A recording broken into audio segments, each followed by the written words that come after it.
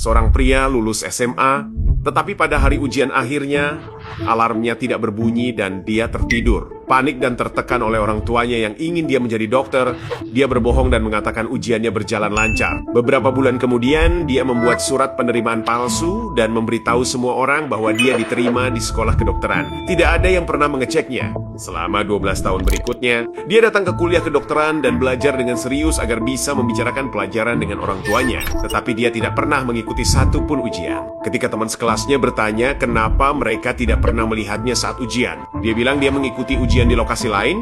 Akhirnya dia memberitahu keluarganya bahwa dia sudah lulus dan mendapat pekerjaan di Organisasi Kesehatan Dunia sebagai peneliti.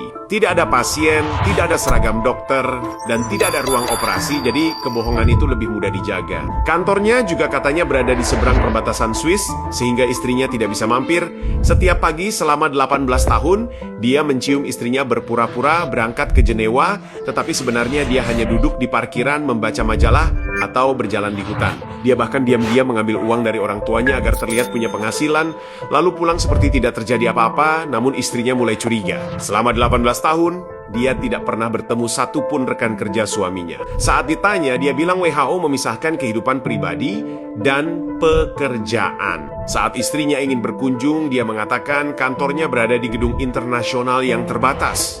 Ketika ditanya tentang pekerjaannya, dia mengaku itu penelitian rahasia. Kesalahan fatal terjadi ketika dia mulai meminta uang. Dia mengklaim punya akses investasi melalui koneksi WHO. Satu persatu keluarga dan teman menyerahkan tabungan mereka. Orang tuanya memberikan seluruh dana pensiun. Ayah mertuanya menyerahkan semua tabungannya. Bahkan, selingkuhannya memberi 900.000 franc. Uang itu tidak pernah diinvestasikan, hanya dipakai menjaga citra hidup mewah.